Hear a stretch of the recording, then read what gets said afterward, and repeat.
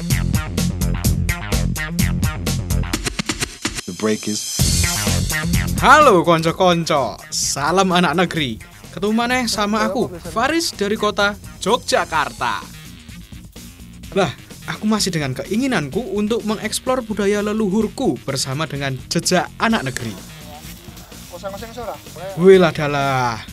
Sore cerah begini, aku diajak Mas Waluyo dan Mas Wanto untuk mencari jangkrik. Awalnya aku kira ini buat makanan ternak, tapi nggak taunya ini salah satu bahan yang nantinya akan kita olah. Wih, jangkrik dimakan ya?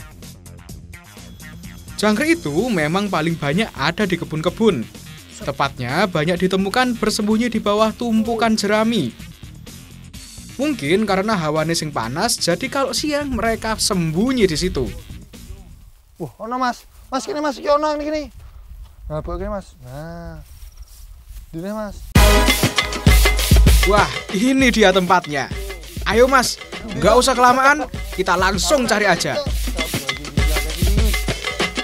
Aha, ternyata nggak begitu sulit cari jangkrik. Cukup bongkar jeraminya saja dan mereka berhamburan. Ayo, tangkep yo. Kok semapur mas jangkrik? Asik, aku dapat. Mas Waluyo dapat, Mas Wanto juga dapat.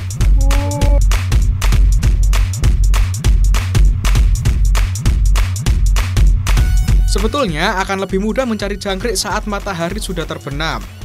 Karena pada dasarnya mereka ini adalah hewan nokturnal atau lebih aktif di malam hari. Mereka akan mengeluarkan bunyi lebih nyaring saat malam tiba. Karena itu, mencari siang hari harus bongkar-bongkar tempat persembunyiannya. Jangkrik ternyata menurut beberapa penelitian merupakan sumber protein yang sangat ramah lingkungan dan iklim. Jangkrik merupakan sumber Fe, Zn, K, Na, dan P yang baik bagi tubuh. Selain itu, ternyata protein jangkrik juga lebih bagus nilainya dibandingkan sumber pangan lainnya. Coba bayangkan, dalam 3-5 ons jangkrik mentah saja terkandung 14-28 gram protein. Dengan kandungan lemak yang sangat rendah jika dibandingkan dengan sumber makanan hewani lainnya seperti sapi dan ayam. Wah, itu iki.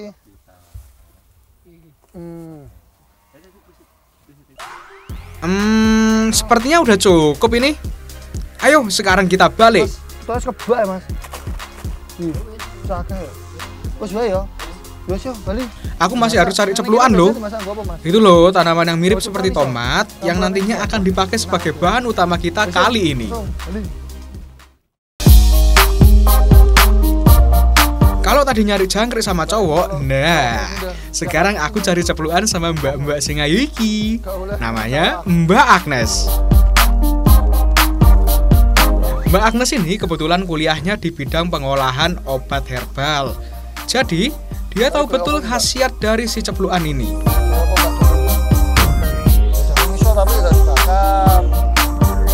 Cepluan juga banyak tumbuh ketika musim kemarau tiba. Jadi ya kalau mau cari cepluan harus siap panas-panasan dan kulit jadi hitam. Hehehe. Oh, enggak. Cabut kabeh wae, Mas. Wih, sak wite. Iyalah. Gede iki wite. Oh iya. Kabeh. Ayo, Mas. Sampai yang cabut. Cepluan banyak terdapat di tengah tanaman palawija seperti jagung ini. Selain itu juga bisa ditemukan di pinggir sawah loh. Tenang mbak, biar aku yang masuk ke dalam kebun jagungnya. Walah, pohonnya ternyata nggak besar, cuman pendek toh. Jadi ya gampang narik atau ngambilnya. Wis lumayan akeh iki, Mbak. Kurang iki, Mas. Ayo Kurang. meneh wae. Oh, golek meneh. Ning ndi ya, Mbak? Sekitaran kene iki. Oh, ya wis. Golek meneh.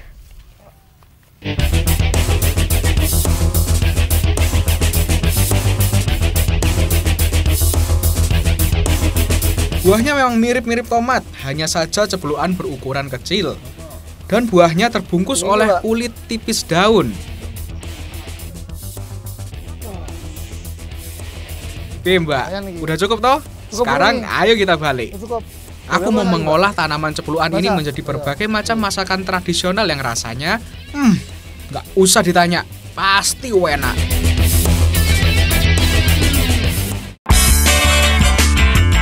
Nah, para koki-koki hebat sudah siap. Sekarang kita mulai memasak. Kita akan membuat jangkrik masak tomat. Loh, ceplukannya mana? Kan tanaman ceplukannya harus ada. Tenang, di sini daun ceplukan memegang peranan yang sangat penting. Ini loh bahan-bahannya.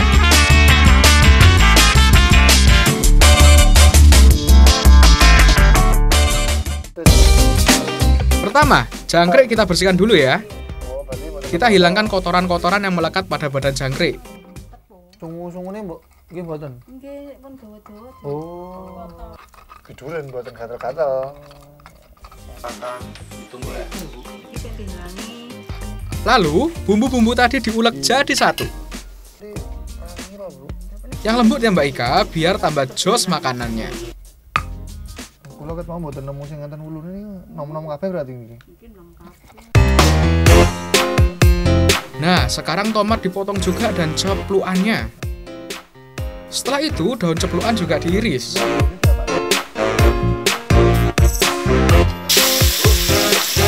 Baru deh, bumbunya tadi ditumis jadi satu. Harum tenan ki, bikin perutku keroncongan. Setelah tumisan bumbu matang, masukkan jangkrik, lalu daun ceplukan. Oh iya, ceplukan ini juga mempunyai fungsi untuk menangkal kolesterol yang berlebih.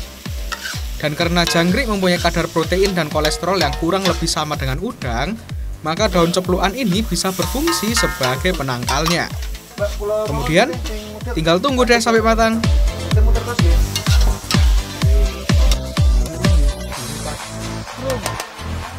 Masih mateng ya ini, Mbak. Nggih, berangkat mawon. Jangkrik masak tomat sudah siap, tinggal kita santap bersama.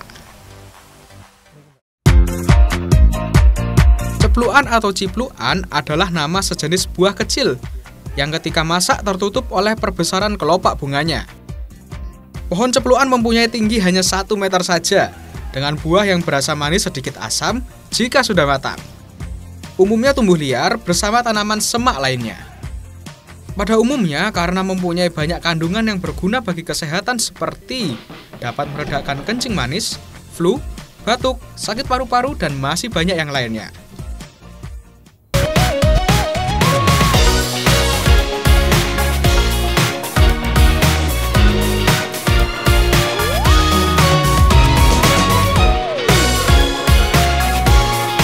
Nah, waktunya makan. Rasa si jangkrik ini tidak beda jauh dengan udang, bahkan lebih gurih, sehingga cocok dimakan sebagai kudapan. Ayo dimakan yang banyak ya Bu, Mbak. Kalau saya sih, makan pasti paling banyak. Sugeng dahar.